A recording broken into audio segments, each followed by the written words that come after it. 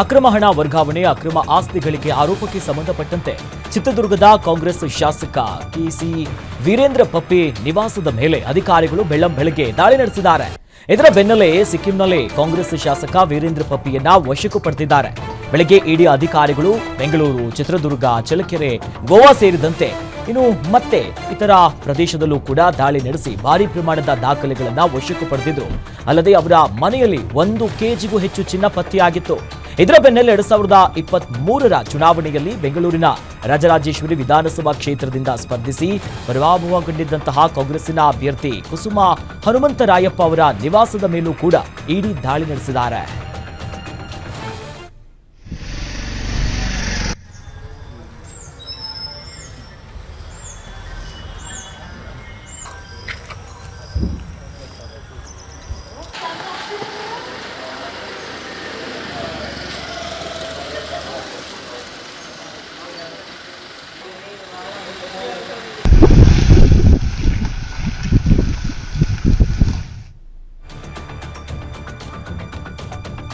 ಹುಬ್ಬಳ್ಳಿಯಲ್ಲಿ ಹವಾಲಾ king pin Samundar Singh ಮನೆ ಮೇಲೆ ಇಡಿ ಅಧಿಕಾರಿಗಳು ಮುಂಜಾನೆ ದಿಢೀರ್ ದಾಳಿ ನಡೆಸಿದ್ದಾರೆ. ದೇಶಪಾಂಡೆ ನಗರದ ಕಾಮಾಕ್ಷಿ ಅಪಾರ್ಟ್ಮೆಂಟ್ 401, 402ರ ಮನೆಯ ಮೇಲೆ 15 ಜನ ಅಧಿಕಾರಿಗಳ ತಂಡದಿಂದ ಏಕಕಾಲದಲ್ಲಿ ಇಡಿ ಅಧಿಕಾರಿಗಳು ದಾಳಿ ನಡೆಸಿದ್ದಾರೆ. ಅಲ್ಲದೆ ಅವರ ಸಹೋದರನ ಮನೆಗಳ ಮೇಲೂ ಕೂಡ ದಾಳಿಯನ್ನು ನಡೆಸಿರುವಂತಹ ಅಧಿಕಾರಿಗಳು ದಾಖಲೆಗಳನ್ನ ಶೋಧನೆ ನಡೆಸುತ್ತಿದ್ದಾರೆ. ಇನ್ನು ಸಮುಂದರ್ ಸಿಂಗ್ ಗೋವಾ, ಶ್ರೀಲಂಕಾ, ದುಬೈನಲ್ಲಿ ಕೆಸಿನೋ ಉದ್ಯಮವನ್ನ ನಡೆಸುತ್ತಿದ್ದಾರೆ ಎನ್ನುವುದು ತಿಳಿದು ಬಂದಿದೆ. ಅಲ್ಲದೆ ಇತ್ತೀಚೆಗೆ ಕೋಟಿ ರೂಪಾಯಿ ಖರ್ಚು ಮಾಡಿ ಪುತ್ರನ ವಿವಾಹವನ್ನ ಕೂಡ ಅದ್ದೂರಿಯಾಗಿಯೇ ಮಾಡಿದ್ರು. ಈ ಬಗ್ಗೆ ಖರ್ಚು ವೆಚ್ಚ ಹಾಗೂ ಹವಾಲಾ ಹಗರಣಕ್ಕೆ ಸಂಬಂಧಿಸಿದಂತಹ ಮಾಹಿತಿಗಳನ್ನ ಕಲೆ ಹಾಕಿ ಈತನ ಮನೆ ಮೇಲೆ ದಾಳಿ ನಡೆಸಿರುವಂತಹ ಇಡಿ ಅಧಿಕಾರಿಗಳು ದಾಖಲೆಗಳ ಪರಿಶೀಲನೆ ನಡೆಸಿ ತನಿಖೆಯನ್ನ ಮುಂದುವರೆಸಿದ್ದಾರೆ. ಬಿಜೆಪಿ ರಾಷ್ಟ್ರೀಯ ಸಂಘಟನಾ ಪ್ರಧಾನ ಕಾರ್ಯದರ್ಶಿ ವಿಎಲ್ ಸಂತೋಷ್ ಅವರ ವಿರುದ್ಧ ಅವಹೇಳನಕಾರಿ ಹೇಳಿಕೆಯನ್ನ ಕೊಟ್ಟಿರುವಂತಹ ಹಿನ್ನೆಲೆಯಲ್ಲೇ ಮಹೇಶ್ ಶೆಟ್ಟಿ ತಿಮರೋಡಿ ಅವರನ್ನ ಬಂಧಿಸಿ ಬ್ರಹ್ಮಾವರ ಕೋರ್ಟ್ 14 ದಿನ ನ್ಯಾಯಾಂಗ ಬಂಧನಕ್ಕೆ ನೀಡಿದೆ. ಹಿರಿಯಡ್ಕ ಸಬ್ ಜೈಲಿನಲ್ಲಿ ಮಹೇಶ್ ತಿಮರೋಡಿ ಅವರನ್ನ ಈಗಾಗಲೇ ಇರಿಸಲಾಗಿದೆ. ನಾಳೆ ಬೇಲ್ ಅರ್ಜಿ ವಿಚಾರಣೆ ನಡೆದಿದೆ. ಇನ್ನು ತಿಮರೋಡಿಗೆ ವಿಚಾರಣಾ ದಿನ ಕೈದಿ ನಂಬರ್ ಅನ್ನ ಕೊಟ್ಟಿದ್ದಾರೆ. ಆ ಕೈದಿ ಸಂಖ್ಯೆ 10444 ಅನ್ನ ಜೈಲಧಿಕಾರಿಗಳು ಕೊಟ್ಟಿದ್ದಾರೆ.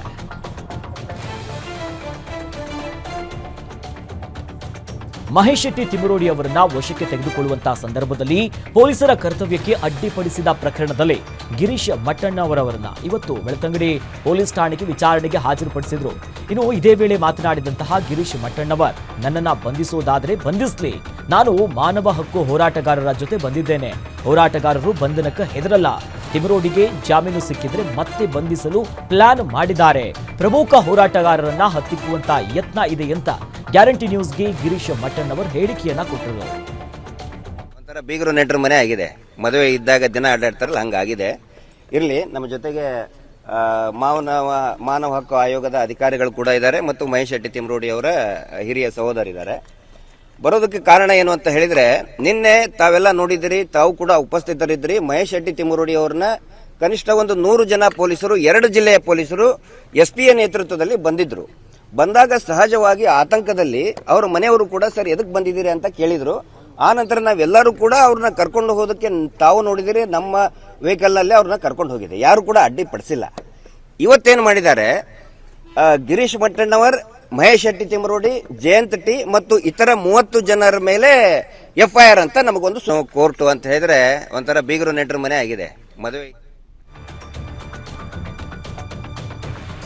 ಯೂಟ್ಯೂಬರ್ ಸಮೀರ್ ವಿರುದ್ಧ ಚಿಕ್ಕಮಗಳೂರು ಜಿಲ್ಲೆಯ ಕಡೂರು ಮೂಲದ ಮಂಜು ಜೈನ್ ಎನ್ನುವವರು ಮೊದಲು ದೂರನ್ನ ನೀಡಿದ್ದಾರೆ.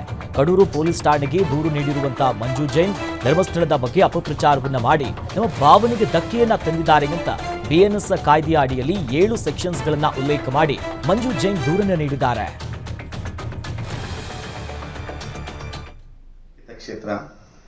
ಈ ಕ್ಷೇತ್ರದ ವಿರುದ್ಧ ಅಪಪ್ರಚಾರ ಬಿಂಬಿಸೋರ ವಿರುದ್ಧ ಈ ದಿನ ನಾನೊಂದು ಕಂಪ್ಲೇಂಟ್ ಕೊಟ್ಟಿದ್ದೀನಿ. MD ಸಮೀರ್ ಅನ್ನೋ ವ್ಯಕ್ತಿ ಧರ್ಮಸ್ಥಳದಲ್ಲಿ ಅಸಹಜ ಸಾವುಗಳು, ಗುಪ್ತ ಸಮಾಧಿ ಇತ್ಯಾದಿ ಬಗ್ಗೆ ಅಸತ್ಯ ಮಾಹಿತಿ ಮತ್ತು ಸುಳ್ಳು ವಿಡಿಯೋಗಳನ್ನು ಪ್ರಕಟಿಸಿರೋದ್ರಿಂದ ಕೋಟ್ಯಾಂತರ ಹಿಂದೂ ಭಕ್ತರ ಧಾರ್ಮಿಕ ಭಾವನೆಗಳು ಅವರನ್ನು ಹಾನಿಗೊಳಿಸಿರೋದ್ರಿಂದ ಅವನು ಉದ್ದೇಶಪೂರ್ವಕವಾಗಿ ನಮ್ಮ ಧಾರ್ಮಿಕ ಭಾವನೆಗಳಿಗೆ ನೋವುಂಟು ಮಾಡಿ ಧರ್ಮ ಮತ್ತು ಧರ್ಮಗಳ ನಡುವೆ ವಿಷ ಬೀಜವನ್ನು ಯತ್ನಿಸಲು ಪ್ರಯತ್ನ. ನಮ್ಮ ಅಸ್ಮಿತೆ, ನಮ್ಮ ಭಾವೈಕ್ಯತೆ ಕ್ಷೇತ್ರ.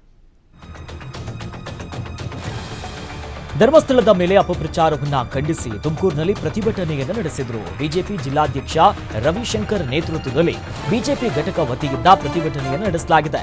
ನಗರದ ಸೋಮೇಶ್ವರ ದೇವಸ್ಥಾನದಿಂದ ಜಿಲ್ಲಾಧಿಕಾರಿ ಕಚೇರಿಯವರೆಗೆ ಶಶಿಕಾಂತ್ ಸೆಂಥಿಲ್ ಭಾವಚಿತ್ರವನ್ನ ಹಿಡಿದು ಮೆರವಣಿಗೆಯನ್ನ ಮಾಡಿದ್ರು.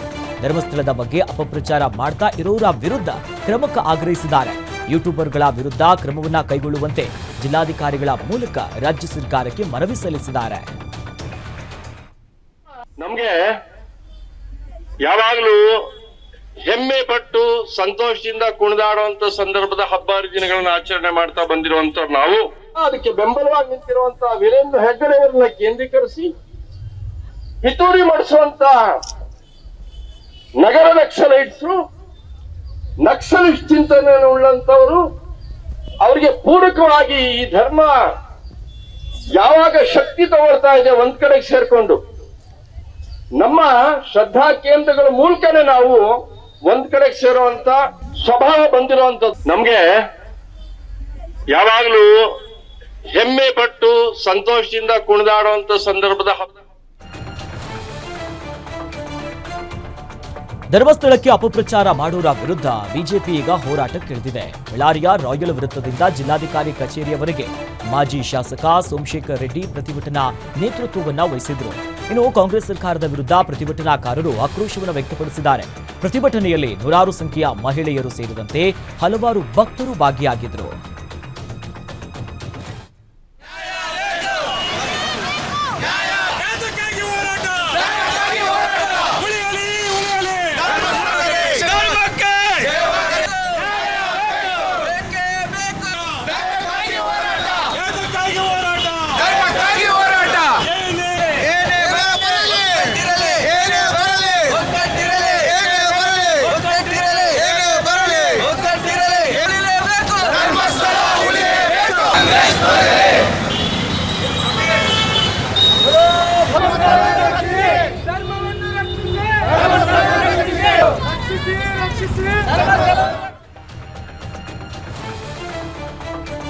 ಧರ್ಮಸ್ಥಳದ ವಿರುದ್ಧ ಅಪಪ್ರಚಾರವನ್ನ ಖಂಡಿಸಿ ಇಂದು ವಿವಿಧ ಸಂಘಟನೆಗಳು ಮಂಡ್ಯ ಜಿಲ್ಲೆಯ ಮದ್ದೂರು ಬಂದ್ಗೆ ಕರೆಯನ್ನ ನೀಡಲಾಗಿದ್ದು, ವರ್ತಕರು ಅಂಗಡಿ ಮುಂಗಟ್ಟುಗಳನ್ನ ಬಂದ್ ಮಾಡಿ ಬಂದ್ಗೆ ವ್ಯಾಪಕ ಬೆಂಬಲವನ್ನು ಸೂಚಿಸಿದ್ದಾರೆ.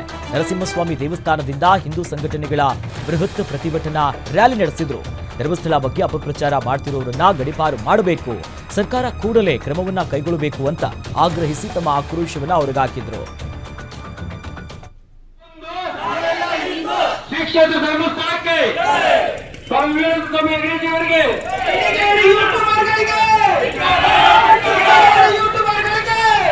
ಎಲ್ಲರೂ ಗೊತ್ತಿದ್ದಾಗ ಸುಮಾರು ದಿನಗಳಿಂದ ವರ್ಷಗಳಿಂದ ನಮ್ಮ ಹಿಂದೂ ಧರ್ಮ ಸನಾತನ ಧರ್ಮ ಇದೆ, ಅನಾದಿ ಕಾಲದಿಂದಲೂ ಬಂದಿದೆ. ಅನಾದಿ ಕಾಲದಿಂದಲೂ ಅನೇಕ ಜನರು ತೊಂದರೆಗಳು, ಕಷ್ಟ, ಸಮಸ್ಯೆ ಮಾಡಿದ್ದಾರೆ. ಅದೇ ರೀತಿ ನಮ್ಮ ಧರ್ಮಸ್ಥಳದಲ್ಲಿ ಡಾಕ್ಟರ್ ವೀರೇಂದ್ರ ಹೆಗ್ಗಡೆ ಅವರು ಸುಮಾರು 50 ವರ್ಷಗಳಿಂದ ಏನು ಲೋಕ ಕಲ್ಯಾಣ ಆಗಲಿ, ಧರ್ಮ ರಕ್ಷಣೆ ಆಗಲಿ, ಎಲ್ಲ ಬಡ ಜನರಿಗೆ ಅನೇಕ ಥರದ ಎಲ್ಲ ಒಳ್ಳೆ ಕೆಲಸ ಕಾರ್ಯಗಳನ್ನು ಮಾಡಿದ್ದಾರೆ.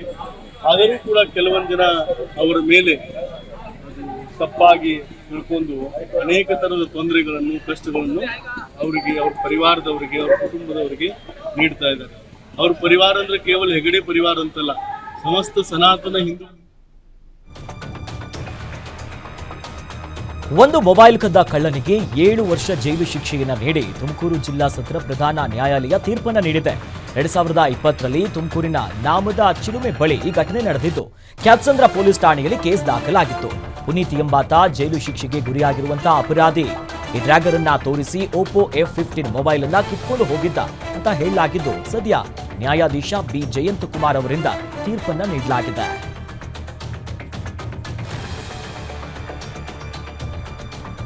ಹೆದ್ದಾರಿ ಬದಿ ನಿಲ್ಲಿಸುವಂತಹ ವಾಹನಗಳಿಂದ ಇಂಧನ ಕದಿಯುವಂತಹ ಗ್ಯಾಂಗ್ ಮಂಡ್ಯ ಜಿಲ್ಲೆಯಲ್ಲಿ ಸಕ್ರಿಯವಾಗಿದೆ.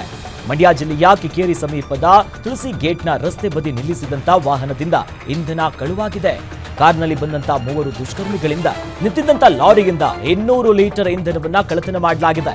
ಇಂಧನ ಕಳುವಿನ ದೃಶ್ಯ ಈ ರಸ್ತೆ ಬದಿ ಅಂಗಡಿಯ ಸಿಸಿಟಿವಿಯಲ್ಲಿ ಸೆರೆಯಾಗಿದೆ. ಇಂಧನ ಇಲ್ಲದೆ ಮಧ್ಯರಾತ್ರಿ ವಾಹನ ಚಾಲಕ ಪರದಾಡಿದ್ದಾರೆ. ಈ ಸಂಬಂಧ ಕಿಕ್ಕೇರಿ ಪೊಲೀಸ್ ಠಾಣಾ ವ್ಯಾಪ್ತಿಯಲ್ಲಿ ಪ್ರಕರಣ ದಾಖಲಾಗಿದೆ.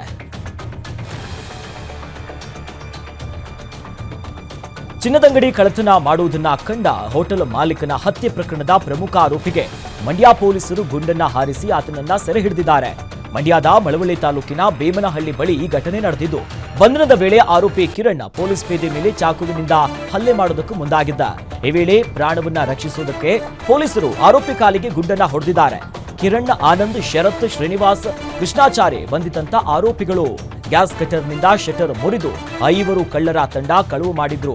ಇನ್ನು ಕಳ್ಳತನ ಮಾಡೋದನ್ನ ನೋಡಿದಂತ ಪಕ್ಕದ ಹೋಟೆಲ್ ಮಾಲೀಕ ಮಾದೇವಪ್ಪನನ್ನ ಉಸಿರುಗಟ್ಟಿಸಿ ಹತ್ಯೆ ಮಾಡಿದ್ರು ಅಂತ ಹೇಳಲಾಗ್ತಿದೆ. ಈ ಸಂಬಂಧ ಕಿರುಗಾವಲು ಪೊಲೀಸ್ ಠಾಣೆಯಲ್ಲಿ ಪ್ರಕರಣ ದಾಖಲಾಗಿದೆ. ಕೃಷ್ಣಾ ನದಿ ತೀರದಲ್ಲಿ ಗದ್ದೆಮ್ಮ ದೇವಿಗೆ ವಿಶೇಷ ಪೂಜೆಯನ್ನ ಸಲ್ಲಿಸಿ ಭಕ್ತರು ತೆಪ್ಪೋತ್ಸವವನ್ನ ನಡೆಸಿದ್ದಾರೆ. ಯಾದಗಿರಿಯ ಬಸವಸಾಗರ ಸಮೀಪದ ಕೃಷ್ಣಾ ನದಿ ತೀರದ ಜಂಗಿನಗಡ್ಡಿ ಗ್ರಾಮದಲ್ಲಿ ಈ ಘಟನೆ ನಡೆದಿದೆ. ಇನ್ನು ಬೋರ್ಗರೆಯುವಂತ ಕೃಷ್ಣಾ ನದಿಯಲ್ಲೇ ಗೆದ್ದೆಮ್ಮ ದೇವಿಗೆ ಭಕ್ತರು ತೆಪ್ಪೋತ್ಸವವನ್ನ ಅರ್ಪಿಸಿ ಧಾರ್ಮಿಕ ಸಂಪ್ರದಾಯವನ್ನ ಆಚರಿಸಿ ಸಂಭ್ರಮಿಸಿದ್ರು. ಪ್ರವಾಹದಲ್ಲಿ ಗೆದ್ದೆಮ್ಮ ದೇವಿಯ ತೆಪ್ಪ ಅರ್ಪಿಸುವಂತ ವಿಡಿಯೋ ಸಾಮಾಜಿಕ ಜಾಲತಾಣದಲ್ಲಿ ವೈರಲ್ ಆಗಿದೆ. ಸತತ ಸುರಿದ ಭಾರಿ ಮಳೆಗೆ ಘಟಪ್ರಭಾ ನದಿಯಿಂದ ಪ್ರವಾಹ ಉಂಟಾಗಿ ಬಾಗಲಕೋಟೆಯ ರೈತರು ಕಂಗಾಲಾಗಿದ್ದಾರೆ. 2 ಎಕರೆಯಲ್ಲಿ ಬೆಳೆದಿರುವಂತಹ ಈರುಳ್ಳಿ ಬೆಳೆ ಸಂಪೂರ್ಣವಾಗಿ ನೀರು ಪಾಲಾಗಿದೆ. ರೈತ ಹನುಮಂತ ಗಡ್ಡಿ ಎನ್ನುವವರು 20-30 ಸಾವಿರ ಖರ್ಚು ಮಾಡಿ 2 ಎಕರೆಯಲ್ಲಿ ಈರುಳ್ಳಿ ಬೆಳೆಯನ್ನು ಬೆಳೆದಿದ್ರು. ಇನ್ನೇನು 15 ದಿನದಲ್ಲಿ ಈರುಳ್ಳಿ ಬೆಳೆ ಕೈಗೆ ಬರುತ್ತೆ ಅನ್ನೋದ ಖುಷಿಯಲ್ಲಿದ್ರು. ಆದರೆ ಘಟಪ್ರಭಾ ನದಿಯ ಪ್ರವಾಹದಿಂದ ಈರುಳ್ಳಿ ಬೆಳೆ ಸಂಪೂರ್ಣವಾಗಿ ನೀರು ಪಾಲಾಗಿದೆ. 4-5 ಲಕ್ಷ ಲಾಭದ ನಿರೀಕ್ಷೆಯಲ್ಲಿದ್ದಂತ ರೈತ ಕಂಗಾಲಾಗಿದ್ದಾರೆ. ಸರ್ಕಾರದಿಂದ ಸಮರ್ಪಕವಾಗಿ ಬೆಳೆ ಪರಿಹಾರ ನೀಡುವಂತೆ ರೈತರು ಸರ್ಕಾರಕ್ಕೆ ಮನವಿ ಮಾಡಿದರು.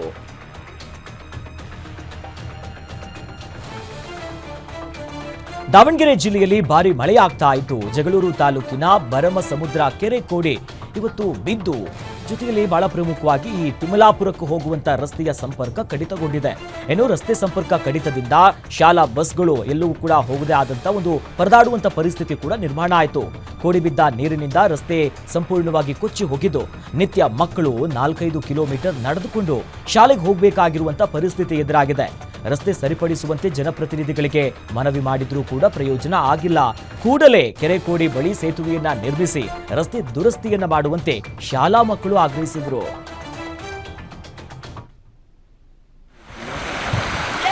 ಓಡಾಡಕ್ಕೆ ಭಾರಿ ಸಮಸ್ಯೆ ಆಗ್ತೈತೆ. ಸರ್ಕಾರದವ್ರು ನಮಗೆ ರೋಡ್ ಮಾಡ್ಸ್ಕೊಂಡ್ ಕೊಡ್ಬೇಕು, ಇಲ್ಲಾಂದ್ರೆ ನಾವು ಉಗ್ರವಾಗಿ ಸ್ಟ್ರೈಕ್ ಮಾಡ್ತೀವಿ.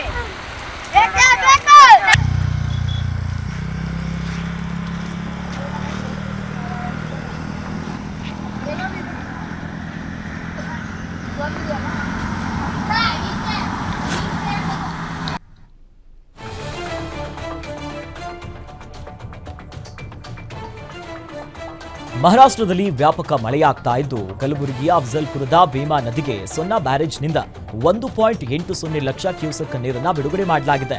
ಭೀಮಾ ನದಿಯಲ್ಲಿ ಕ್ಷಣಕ್ಕೂ ಒಳಹರಿವಿನ ಪ್ರಮಾಣ ಹೆಚ್ಚಾಗ್ತಾ ಇದೆ. ಅಪಾಯದ ಮಟ್ಟ ಮೀರಿ ಭೀಮಾ ನದಿ ಹರಿತಾ ಇದೆ. ಇನ್ನು ಮಳೆಯಿಂದ ಗಾಣಗಾಪುರ ಫತ್ತಗಿರಿ ಸೇತುವೆ ಮುಳುಗಡೆಯಾಗುವಂತ ಸಾಧ್ಯತೆ ಇದ್ದು, ಅಕ್ಕಪಕ್ಕದ ಊರುಗಳಿಗೆ ನೀರು ನುಗ್ಗುವಂತ ಭೀತಿ ಎದುರಾಗಿದ್ದು, ಭೀಮಾ ನದಿ ತೀರದ ಗ್ರಾಮಗಳಿಗೆ ಪ್ರವಾಹದ ಆತಂಕ ಶುರುವಾಗಿದೆ. ತೀವ್ರ ಕಟ್ಟೆಚ್ಚರಿಕೆಯಿಂದ ಇರುವಂತೆ ಕಲಬುರಗಿಯ ಡಿಸಿ ಸೂಚನೆಯನ್ನ ಕೊಟ್ಟಿದ್ದಾರೆ. ಯಾದಗಿರಿ ಜಿಲ್ಲೆಯ ನಾರಾಯಣಪುರ ಜಲಾಶಯದಿಂದ ಕೃಷ್ಣಾ ನದಿಗೆ ಅಪಾರ ಪ್ರಮಾಣದ ನೀರನ್ನ ಬಿಡುಗಡೆ ಮಾಡಿರುವಂತಹ ಹಿನ್ನೆಲೆಯಲ್ಲಿ ಕೃಷ್ಣಾ ನದಿ ಅಪಾಯದ ಮಟ್ಟವನ್ನ ಮೀರಿ ಹರಿತಾ ಇದೆ. ಭಾರಿ ಮಳೆಯಿಂದ ನಾರಾಯಣಪುರ ಗ್ರಾಮದ ಹೊರ ವಲಯದಲ್ಲಿರುವಂತಹ ನದಿ ತಟದಲ್ಲಿರುವಂತಹ ದೇವಸ್ಥಾನಕ್ಕೆ ಜಲ ದಿಗ್ಬಂಧನ ಆಗಿದೆ. ಮಳೆಯಿಂದ ನದಿ ತೀರದ ಛಾಯಾ ಭಗವತಿ ದೇವಾಲಯ ಕೂಡ ಮುಳುಗಡೆಯಾಗಿದ್ದು, ದೂರದಿಂದಲೇ ತಾಯಿಯ ದರ್ಶನವನ್ನ ಅಲ್ಲಿನ ಭಕ್ತರು ಕೂಡ ಪಡೆದಿದ್ದಾರೆ. ಗರ್ಭಗುಡಿ ಮುಳುಗಡೆ ಆಗಿರುವುದರಿಂದ ದೇವಿಯ ಉತ್ಸವ ಮೂರ್ತಿ ಏನಿದೆಯಲ್ಲ, ಇದನ್ನ ದೇವಸ್ಥಾನದ ಮೆಟ್ಟಿಲು ಭಾಗದಲ್ಲಿ ಇಟ್ಟು ಪೂಜೆಯನ್ನು ಮಾಡಿದ್ದಾರೆ. ಇನ್ನು ಮಳೆಗೆ ದೇವಸ್ಥಾನದ ಮುಂಭಾಗದ ಮಂಟಪ ಸಂಪೂರ್ಣವಾಗಿ ಜಲಾವೃತ ಆಗಿದೆ.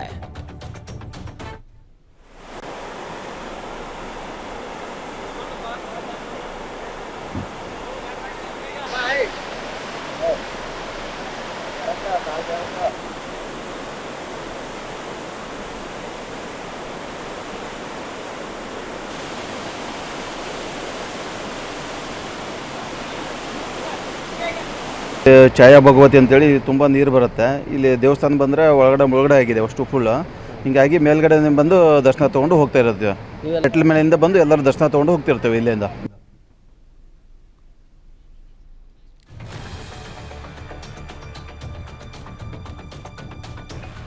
ಪಶ್ಚಿಮ ಘಟ್ಟಗಳ ಪ್ರದೇಶದಲ್ಲಿ ಧಾರಾಕಾರ ಮಳೆಯ ಹಿನ್ನೆಲೆಯಲ್ಲಿ ಬೆಳಗಾವಿ ಜಿಲ್ಲೆಯ ಹಿಡಕಲ್ ಜಲಾಶಯದಿಂದ ಘಟಪ್ರಭಾ ನದಿಗೆ 35,000 ಕ್ಯೂಸೆಕ್ ನೀರನ್ನು ಬಿಡುಗಡೆ ಮಾಡಲಾಗಿದೆ.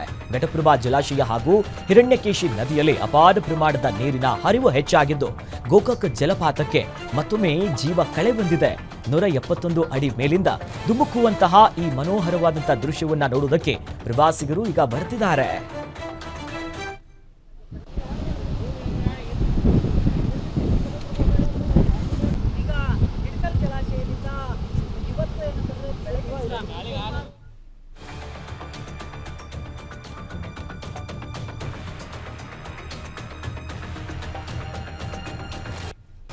ವಿಜಯನಗರ ಜಿಲ್ಲೆಯಲ್ಲಿ ಸುರಿದಂತಹ ಭಾರೀ ಮಳೆಗೆ ಅನ್ನದಾತರು ಕಂಗಾಲಾಗಿದ್ದಾರೆ.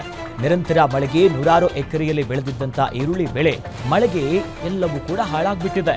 ಕೊಟ್ಟೂರು ತಾಲೂಕಿನ ಇತುಲಹಳ್ಳಿ ಗ್ರಾಮದಲ್ಲಿ ರೈತರು ಬೆಳೆದಿದ್ದಂತ ಈರುಳ್ಳಿ ಮಳೆಗೆ ಸಂಪೂರ್ಣವಾಗಿ ಹಾಳಾಗಿದೆ. ಕೊಟ್ಟೂರು, ಹೂವಿನ ಹಡಲಗಿ, ಕೂಡ್ಲಿಗಿಯಲ್ಲಿ ಬೆಳೆಗಳು ಹಾನಿಯಾಗಿದ್ದು ರೈತರು ಕಷ್ಟಕ್ಕೆ ಒಳಗಾಗ್ಬಿಟ್ಟಿದ್ದಾರೆ.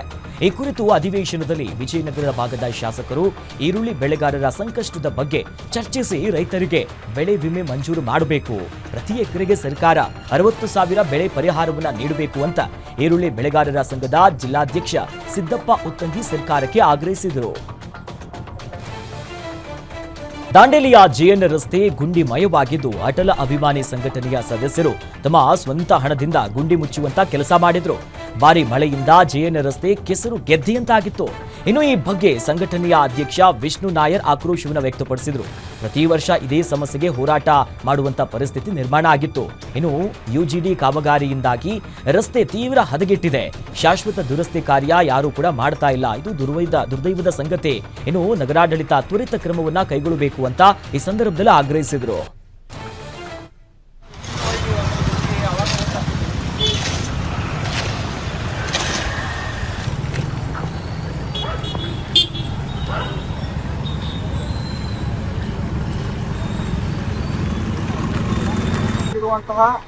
ಹೊಂಡ ಗುಂಡಿಗಳನ್ನ ಮುಚ್ಚಿಸುವಂತಹ ಪ್ರಯತ್ನವನ್ನ ಮಾಡ್ತಾ ಇದ್ದೇವೆ. ಈ ಹಿಂದೆಯೂ ಕೂಡ ನಾವು ನಮ್ಮ ಮುಖ್ಯ ಜೇನ್ ರಸ್ತೆಗಳ ಹೊಂಡ ಗುಂಡಿಗಳನ್ನ ಮುಚ್ಚಿಸುವಂತ ಪ್ರಯತ್ನ ಮಾಡಿದ್ವಿ. ಬಟ್ ಮಳೆಯ ಕಾರಣ ನಾವು ಮುಚ್ಚಿರುವಂತ ಹೊಂಡ ಗುಂಡಿಗಳು ಅದು ಹಾಳಾಗಿ ಹೋಗಿದೆ. ಬಟ್ ಇವತ್ತಿಗೆ ಪೊಲೀಸ್ ಇಲಾಖೆಯ ಸಹಕಾರದೊಂದಿಗೆ ನಾವು ನಮ್ಮ ಸ್ವಂತ ಖರ್ಚಿನಿಂದ ಅಟಲ್ ಅಭಿಮಾನಿ ಸಂಘಟನೆ ವತಿಯಿಂದ ರಸ್ತೆಯ ಹೊಂಡ ಗುಂಡಿಗಳನ್ನ ಮುಚ್ಚಿಸುವಂತ ಪ್ರಯತ್ನ ಮಾಡ್ತಾ ಇದ್ದೇವೆ.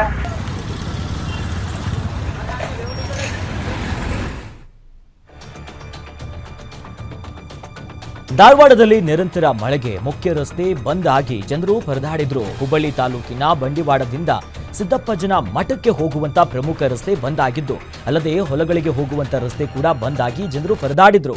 ಹಲವು ಬಾರಿ ರಸ್ತೆ ಕಾಮಗಾರಿ ಮಾಡಿದ್ರು ಸಹ ಮಳೆಗಾಲದಲ್ಲಿ ಈ ಅವಸ್ಥೆ ನಮಗೆ ತಪ್ತಾ ಇಲ್ಲ ಅಂತ ರೈತರು ಮತ್ತು ಅಲ್ಲಿನ ಗ್ರಾಮಸ್ಥರು ಆಕ್ರೋಶವನ್ನ ಹೊರಗಾಕಿದ್ರು.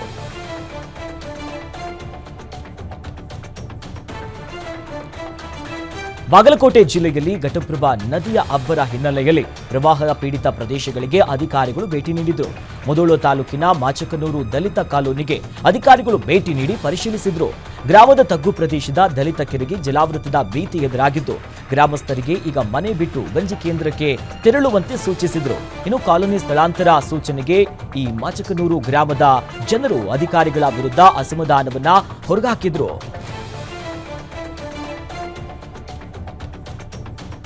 ನಿರಂತರ ಮಳೆಗೆ ಮನೆ ಗೋಡೆ ಕುಸಿದು ಭಾರಿ ಅವಾಂತರ ತಪ್ಪಿದೆ. ಬೆಳಗಾವಿ ಜಿಲ್ಲೆಯ ನಿಪ್ಪಾಣಿ ತಾಲೂಕಿನ ಬೇಡಕಿಹಾಳ ಗ್ರಾಮದಲ್ಲಿ ಈ ಘಟನೆ ನಡೆದಿದೆ. ಇನ್ನು ಮಹಿಳೆ ಪಾತ್ರೆ ತೊಳೆಯುವಂತಹ ಸಂದರ್ಭದಲ್ಲಿ ಏಕಾಏಕಿಯಾಗಿ ಗೋಡೆ ಕುಸಿದು ಮಾಧುರಿ ಪಕ್ಕದ ಬಾವಿಗೆ ಉರುಳಿ ಬಿದ್ದಿದ್ದಾರೆ. ಗೋಡೆ ಕುಸಿತದಿಂದ ಮಹಿಳೆ ಗಂಭೀರವಾಗಿ ಗಾಯಗೊಂಡು ಪ್ರಾಣ ಅಪಾಯದಿಂದ ಜಸ್ಟ್ ಮಿಸ್ ಆಗಿದ್ದಾರೆ. ಇನ್ನು ಬೇಡಕಿಹಾಳ ಗ್ರಾಮದ ಮಾಧುರಿ ಗಂಭೀರವಾಗಿ ಗಾಯಗೊಂಡಿರುವಂತ ಮಹಿಳೆ. ಇನ್ನು ಅಲ್ಲೇ ಇದ್ದಂತ ಗ್ರಾಮಸ್ಥರು ಕೂಡಲೇ ಮಧುಗಿರಿಯನ್ನ ಆಕೆಯನ್ನ ರಕ್ಷಣೆ ಮಾಡಿ ಖಾಸಗಿ ಆಸ್ಪತ್ರೆಗೆ ದಾಖಲಿಸಿದ್ರು. ಸದ್ಯ ಪ್ರಕರಣ ಕೂಡ ದಾಖಲಾಗಿದೆ. ಮಹಾರಾಷ್ಟ್ರದ ಪಶ್ಚಿಮ ಘಟ್ಟ ಸೇರಿದಂತೆ ಬೆಳಗಾವಿಯಲ್ಲಿ ಮಳೆಯ ಪ್ರಮಾಣ ಕಡಿಮೆಯಾಗಿದೆ. ಚಿಕ್ಕೋಡಿ ಉಪವಿಭಾಗ ವ್ಯಾಪ್ತಿಯಲ್ಲಿ ಮಳೆ ಪ್ರಮಾಣ ತಗ್ಗಿದ್ರು. ಕೃಷ್ಣಾ ನದಿ ಅಪಾಯದ ಮಟ್ಟವನ್ನ ಮೀರಿ ಹರಿದು ಈಗ ಪ್ರವಾಹದ ಆತಂಕ ಶುರುವಾಗ್ತಿದೆ.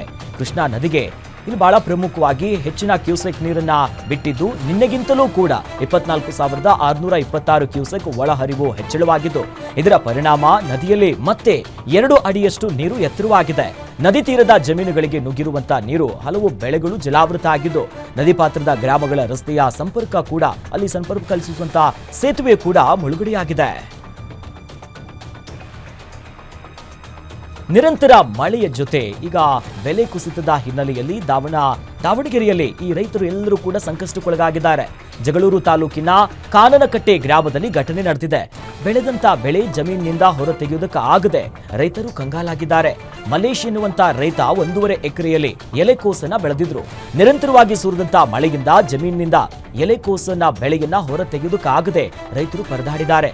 ಕೆಜಿಗೆ 10 ರಿಂದ 13 ರೂಪಾಯಿ ಸದ್ಯ ಇದ್ದು ದೊಡ್ಡ ಮಟ್ಟದ ಸಂಕಷ್ಟಕ್ಕೆ ಒಳಗಾಗಿದ್ದಾರೆ. ಇನ್ನು ಸಂಪೂರ್ಣ ನಷ್ಟ ಆದಂತ ಹಿನ್ನೆಲೆಯಲ್ಲಿ ಮನನೊಂದು ಟ್ರ್ಯಾಕ್ಟರ್ ಮೂಲಕ ಎಲೆಕೋಸನ್ನ ನಾಶ ಮಾಡಿದ್ದಾರೆ. ಸರ್ಕಾರದಿಂದ ಪರಿಹಾರ ನೀಡಬೇಕು ಅಂತ ರೈತ ಒತ್ತಾಯಿಸಿದ್ದಾರೆ. ನೂತನ ಸಿಗಂದೂರು ಸೇತುವೆಯ ಮೇಲೆ ಪ್ರವಾಸಿಗರ ಹುಚ್ಚಾಟ ದೊಡ್ಡ ಮಟ್ಟಕ್ಕೆ ಆಗ್ತಾನೇ ಇದೆ. ಶಿವಮೊಗ್ಗದಲ್ಲಿ ನಡೆದಿರುವಂಥದ್ದು ಈ ಸಿಗಂದೂರು ಸೇತುವೆಯ ಮೇಲೆ ದುಬಾರಿ ಬೈಕ್ನಲ್ಲಿ ಯುವಕ ವೇಲಿಂಗ್ ಮಾಡಿ ಸಾಮಾಜಿಕ ಜಾಲತಾಣದಲ್ಲಿ ಪೋಸ್ಟ್ ಮಾಡಿದ್ದಾನೆ. ವೇಲಿಂಗ್ ಮಾಡಿದಂತ ಯುವಕನಿಗೆ ಶಿವಮೊಗ್ಗ ಪೊಲೀಸರು ಕ್ಲಾಸ್ ತೆಗೆದುಕೊಂಡು ಯುವಕನಿಗೆ 5,000 ದಂಡವನ್ನ ವಿಧಿಸಿ ಎಚ್ಚರಿಕೆಯನ್ನ ಕೊಟ್ಟಿದ್ದಾರೆ.